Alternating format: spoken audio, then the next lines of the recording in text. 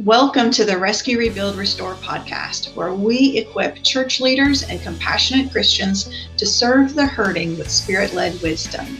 I'm your host, Suzanne Burns, author of the book, Rescue, Rebuild, Restore, Compassion That Works. Together, we're going to explore how to rescue body and soul, rebuild spirit and will, and restore lives through the Holy Spirit's power. Because every person deserves to be seen, healed, and loved. Let's dive into today's episode and discover how to live out this calling. Hi, and welcome back to another episode of the Rescue, Rebuild, Restore podcast. I am so glad you're with us today. I'm your host, Suzanne Burns, and today I want to talk about the topic of trauma-informed ministry and how you can still love others without accidentally harming yourself. So a lot of times on this channel, I'm talking about how to help others without harming them. And that is definitely something that I talk about quite a lot. It's very, very important in ministry. But one of the things that we don't maybe talk about quite as much, and still should, is how it affects us and how we can protect ourselves even while we are still serving.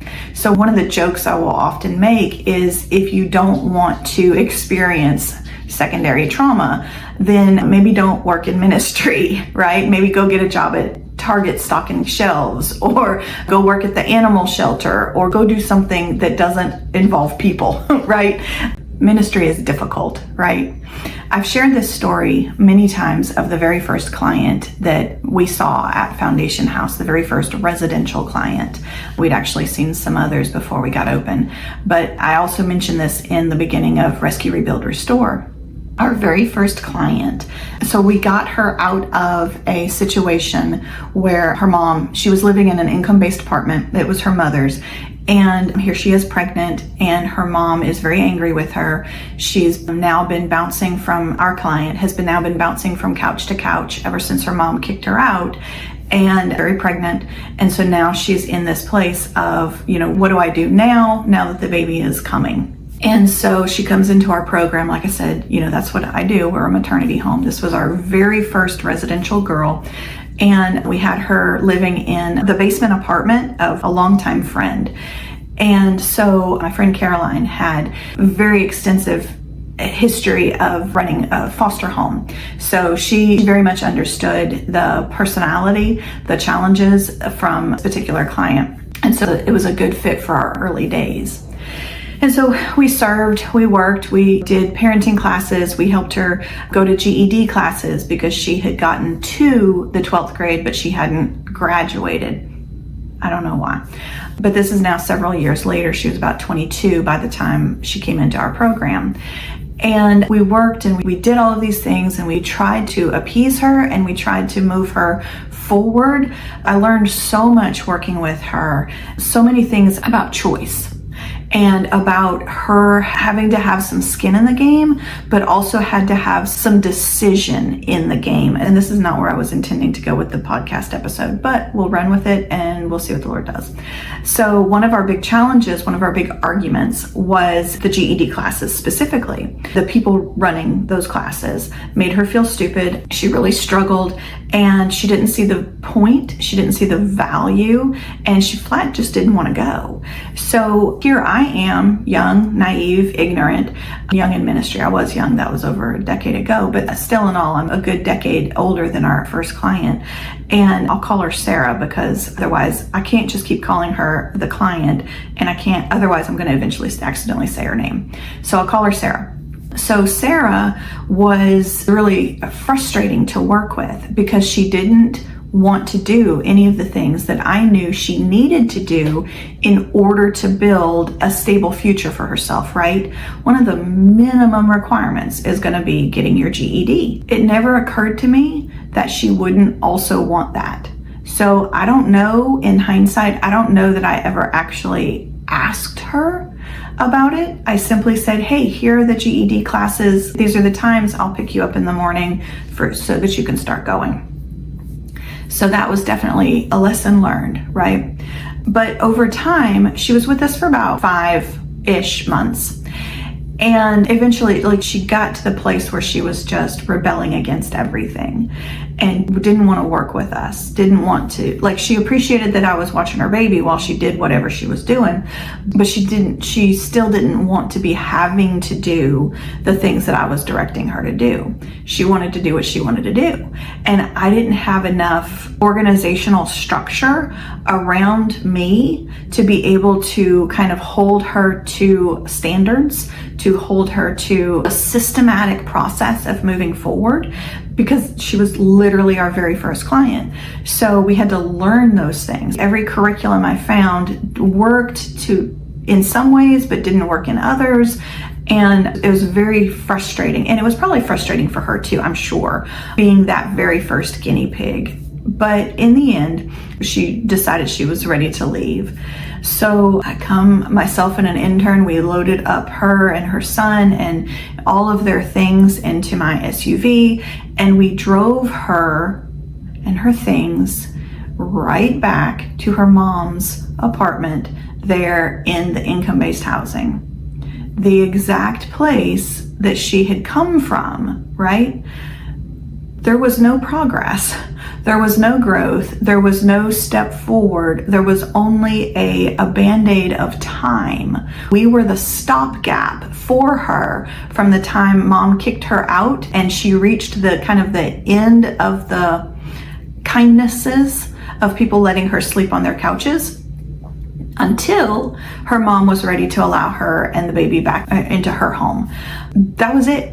I didn't benefit her in any way, or at least it sure didn't look like it. I've not spoken to her since. Unfortunately, I would love to reconnect with her, but that's now been well over a decade since then. And so that little boy is probably getting ready to go into middle school at this point. I find that hard to fathom, and also still a really heartbreaking season for me.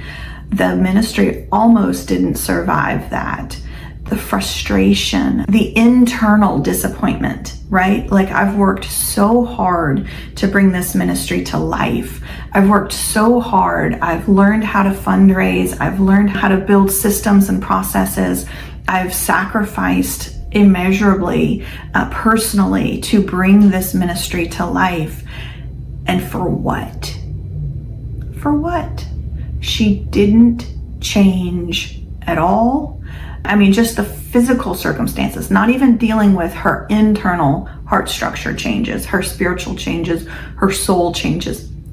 Just looking at the physical, nothing changed. And that can be really, really devastating when you work with someone over and over and over again, and you feel like you're just not making progress. You're just not getting through their barriers or their walls. Or, you bring in a foster child into your home and they are so angry or rebellious or fearful or resentful. And you think, here I am opening my home to you, and yet you're responding to me like this. You're rejecting what I'm trying to give to you. So it can be so hurtful. And so that's one thing that I wanted to talk about today, is that secondary trauma is one piece of it, but also the other piece of this, it's your expectation of what they're going to receive from you and how they're going to apply it. We have to be so careful that we don't hold other people to an unrealistic standard, to a standard that isn't God ordained. We can have standards that we think should be followed. Like, for example, appreciation. You should appreciate that you're no longer on the streets, or you should appreciate that you're no longer in a group home, but you're in a house with a family and that we're treating you like family. You should appreciate that, right? The problem is that we, on this side of expecting the appreciation, all too often truly have no idea about how they feel on the other side and why they can't get to a place of appreciation. We don't know how many homes they've been in. We don't know what, like in the case of Sarah, what she maybe was having to trade in order to achieve that couch to sleep on. And so by the time she comes to me, all she knows at this point is, you're going to want something from me, and so I'm going to resent you from the beginning. Here I was trying to provide for her everything that I knew she needed in order to build a stable future for herself and her child, but I hadn't demonstrated that to her. And so she didn't know that these things were necessary for her and for her child. And so that was a lesson learned, that for sure that I needed to embrace, is how do I help this client understand what is best, right? Well, the first thing I needed to discover is that I'm not necessarily called or assigned to recreate these girls into middle-aged, middle-class white women. So just because that's what I am doesn't mean that's what she wants to be or that she's capable of being. In hindsight, with the grace of having served well over 160 moms through housing over the last decade, and working with well over 1,200 in the non-residential programs, then I've learned that many of these moms carry such baggage. They have such mental health challenges. They have, reduced IQs. Many of them were born as crack babies or born addicted themselves, born into severe poverty. Many of them lived in and out of foster care homes. And so they are affected by the lifestyle that they've experienced throughout the years. And because they've been affected to this level, they're not necessarily thinking in the same way that I would. They're not recognizing that school or education is important, because for them, school is just one more place they failed. School is just one more place they got in trouble or they got kicked out of, or that it didn't understand them. And so their experiences are one level, their trauma experiences are another level. So like the relational experiences is what I'm talking about, versus the traumas that they've experienced either in their home or as they've been victimized. And so you put these things together, and by the time they come into our ministries, there's a reason why they don't trust us. There's a reason why they don't appreciate like they should, because they've never needed to appreciate before. They've only ever needed to, they either get everything handed to them because that's what, government programs do, or they become entitled and they begin to expect it, or they've reached a place of learned helplessness where I can't do this for myself, you have to. Whether they could or not is irrelevant. I can't because I've been told so many times that I can't, that you have to do it for me.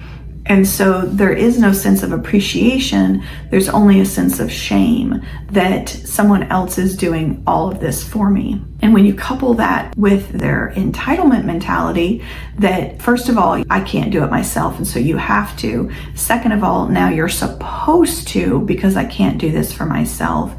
And then couple that into the shame. Nobody likes to feel shame, so that gets shifted into anger. It gets shifted into resentment.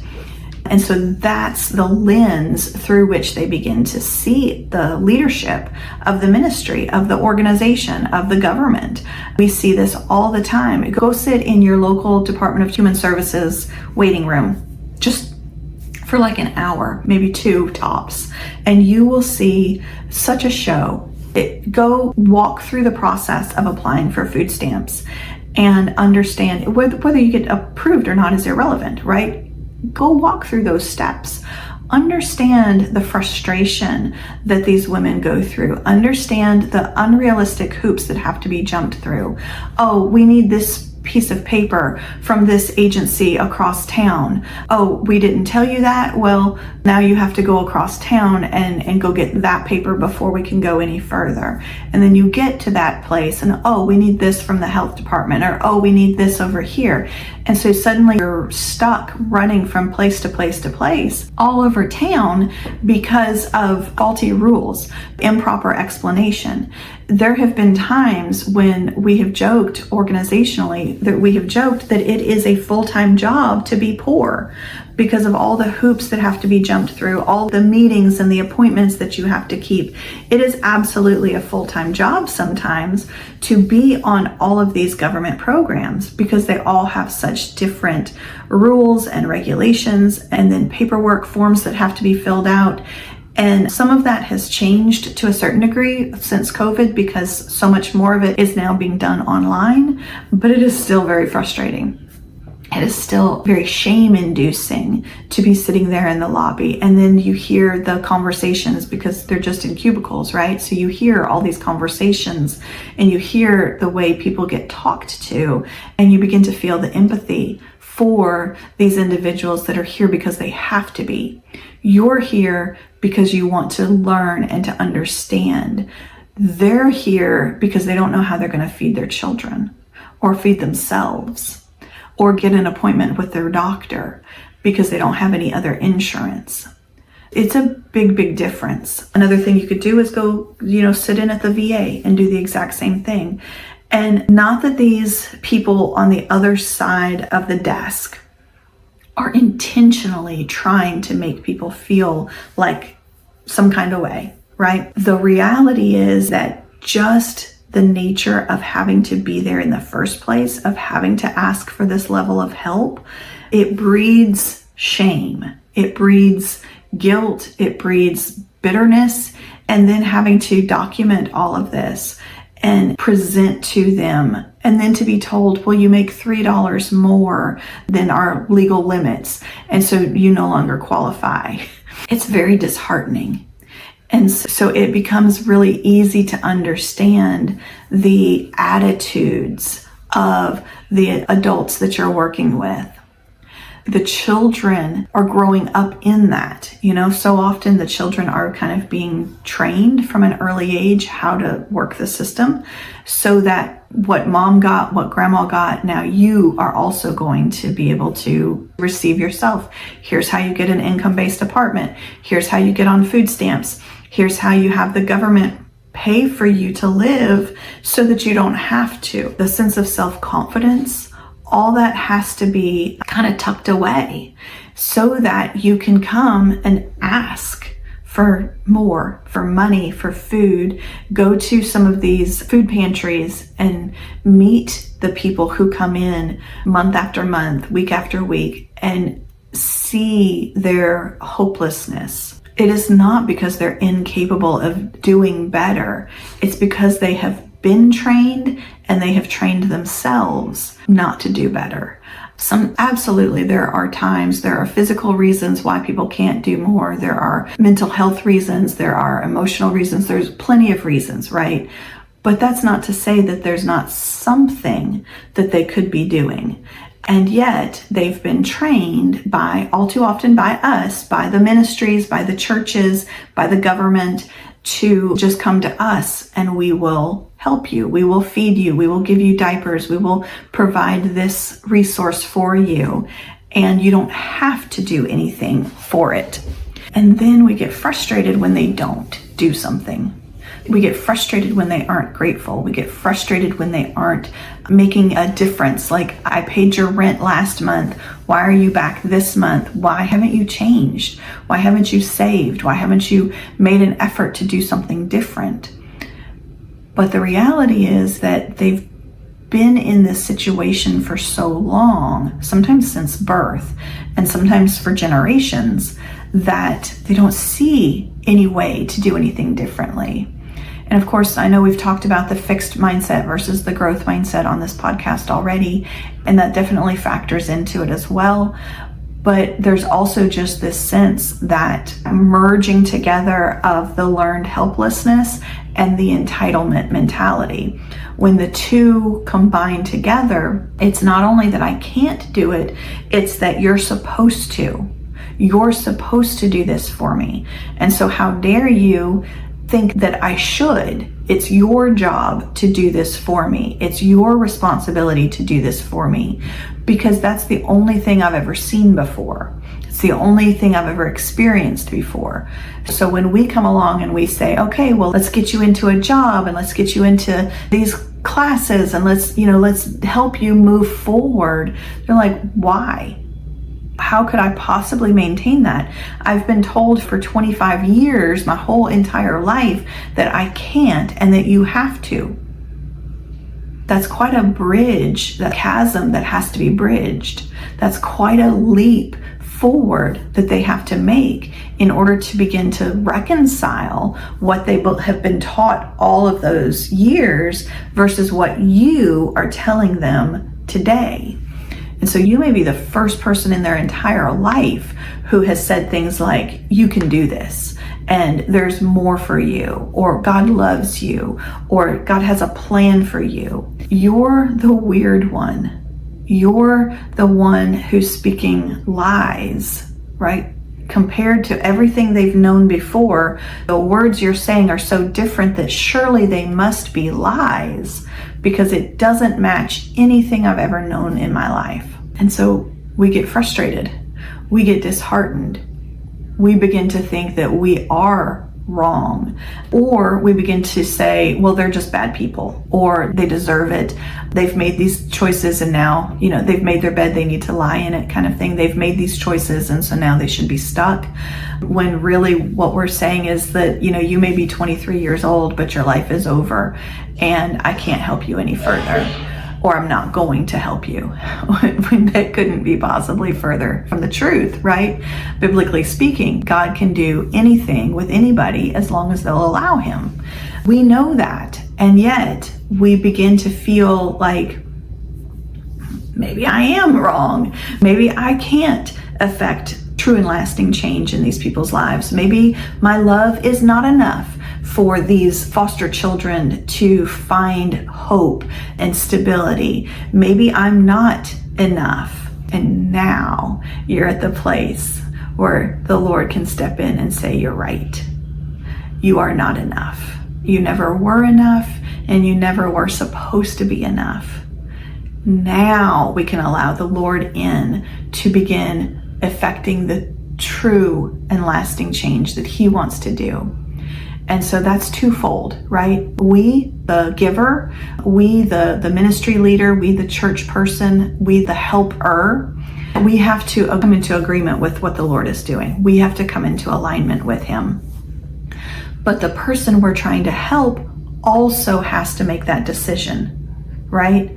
They have to agree with the Lord to affect change in their lives, to lay down the drugs, or to accept that what they've been taught their entire life may not be true, and give room for the Lord to teach them a new way of doing things, or a new way of perceiving things. They have to come into agreement with the Lord for that as well. And if they don't, we can still help them, but that's all we can do. If they will allow the Lord to do what only he can do, then there's so much more we can offer them, right? We can offer them discipleship. We can teach them how to pray. We can, walk hand in hand with them as they learn and they grow and conformed more fully into the image of Christ, just like we are, right? But if they won't do that, that's not a reflection on you. It's just not.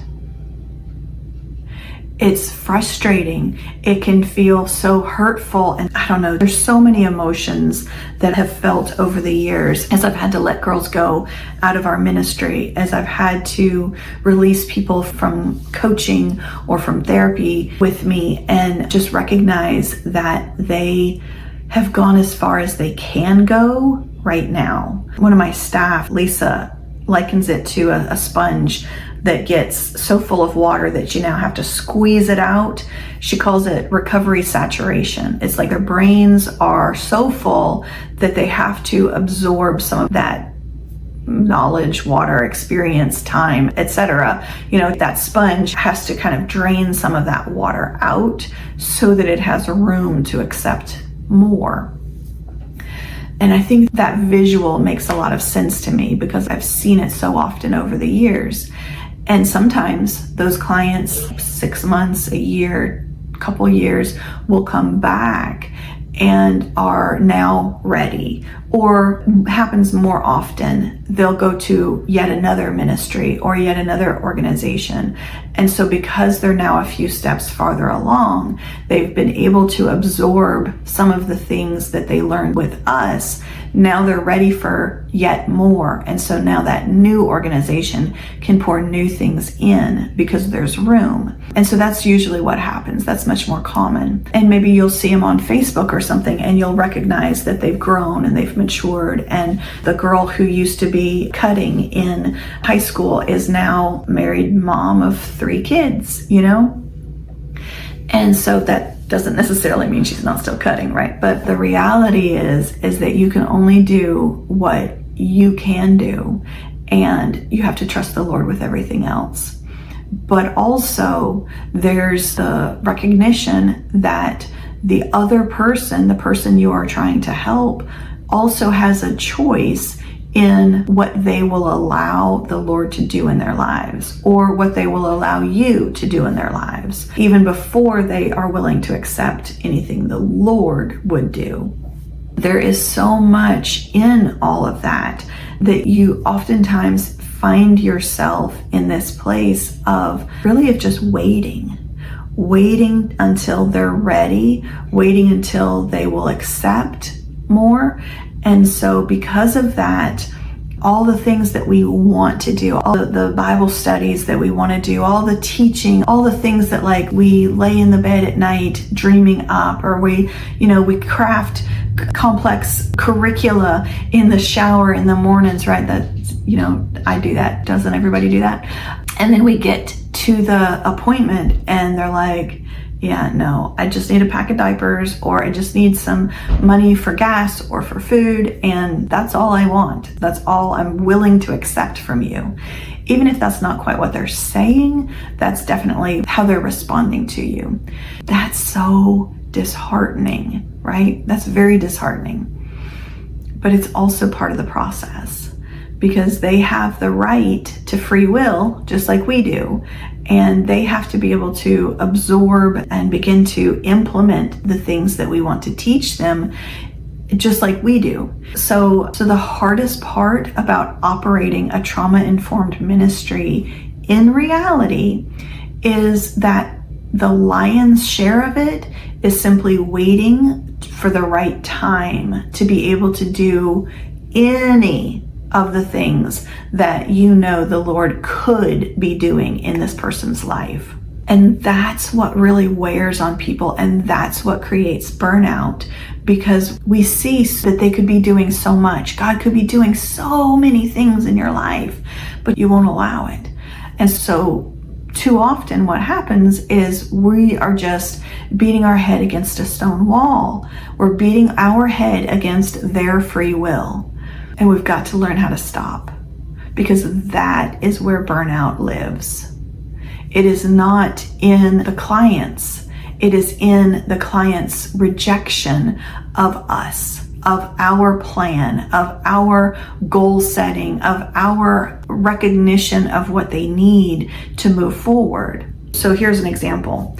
We had a girl come in just the other day. So we had done a court-ordered parenting class on Saturday, and now this is Monday, and she is wanting to get custody restored of her 3 children.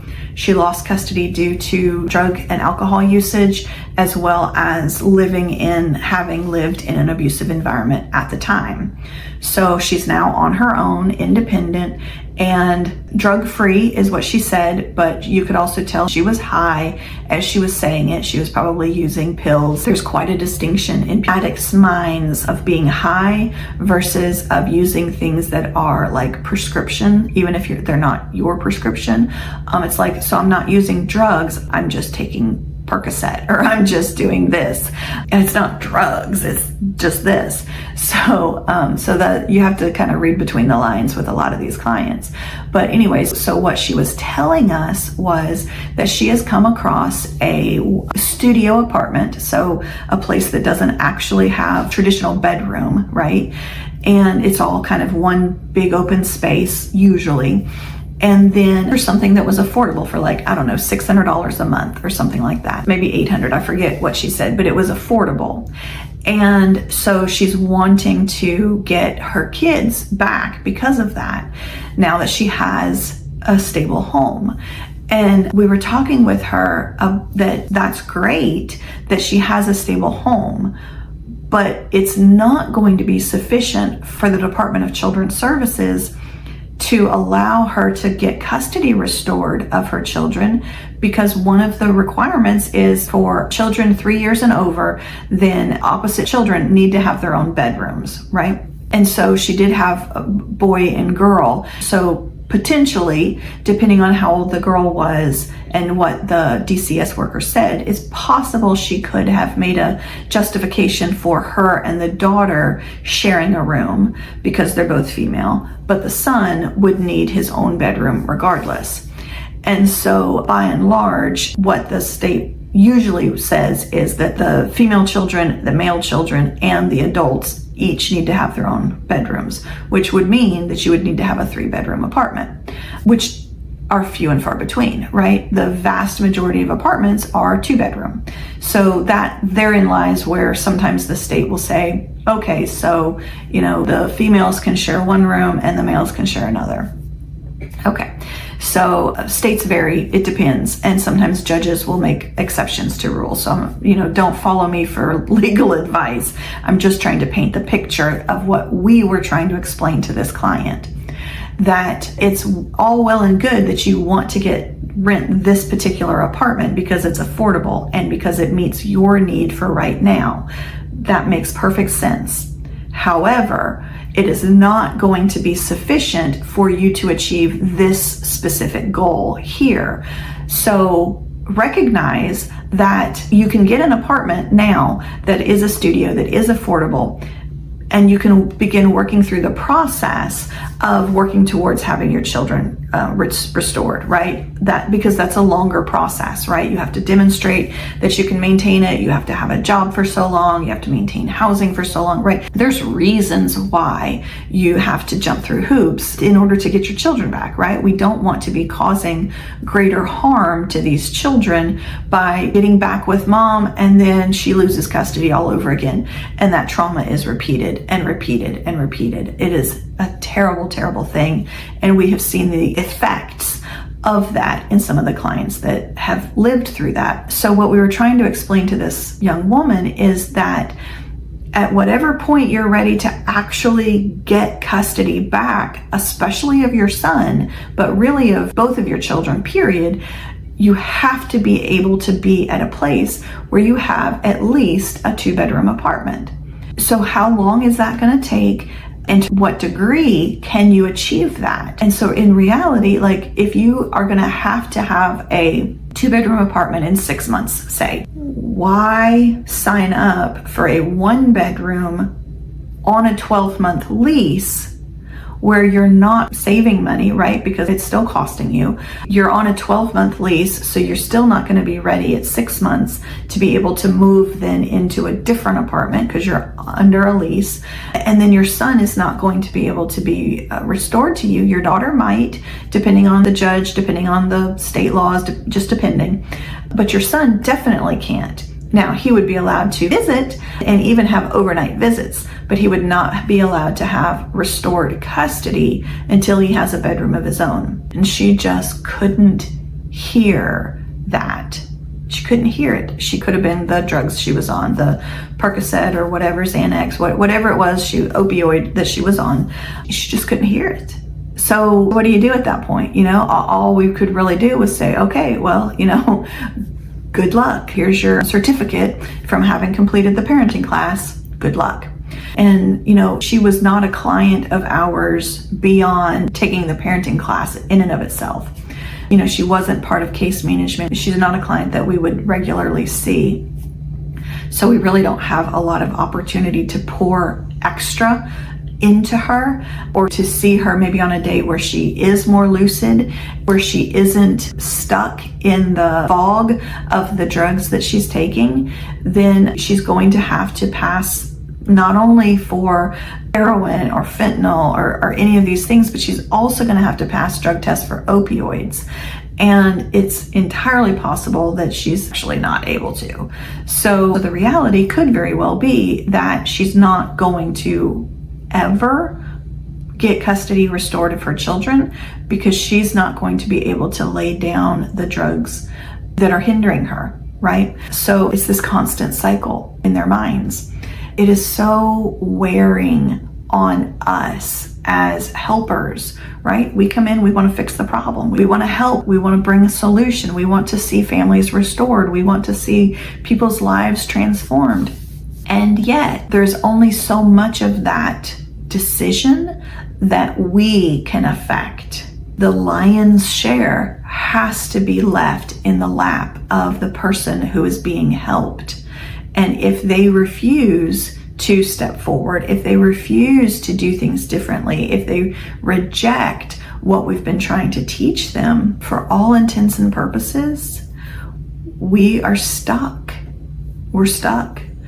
And so ultimately, when it comes down to how do I do trauma-informed ministry without being negatively affected myself, on one level it's impossible.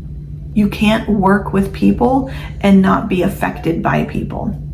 It's just not possible. But then the next layer of that is you have to recognize the difference in what you can affect and what only they can affect, what only they can choose.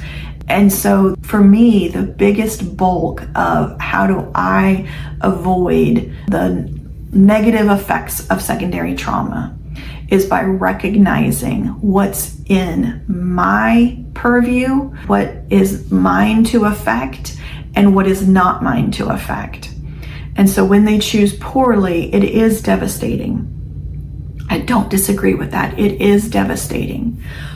But when they choose poorly, also I recognize that it's not on me. That is not my choice for them. That is their choice for themselves. And also consequently, when they choose well, that is also not a reflection on me. That is a reflection on them. I might have presented the information. I might have given them the opportunity or emboldened them, encouraged them towards making a better choice. But nevertheless, they're the ones that made that choice. So that's very freeing from both the negative consequences of someone else's life choices, but also the positive consequences, right? So I liken it back to that scripture that Jesus says, when you're going to lay your crowns down at his feet and say, I'm still just a servant, only a servant. I merely did what the master told me to do. And so it helps me avoid the impact of the secondary trauma. Rest and time and restoration, all of that comes to me through sitting here in my prayer time with the Lord, going and doing things with my husband, hanging out with my grandchildren, just resting.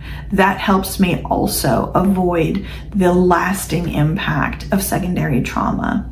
But the bulk of it really is in recognizing what I have control over and what I do not have control over, and being okay with the things that I don't have control over. So hopefully this has ministered to at least some of you today. It is not where I was planning to go with this podcast, but hey, the Lord knows what you need. That's always my prayer, that he would, what needs to be spoken rather than any of the notes and things that I've prepared for. So we'll see.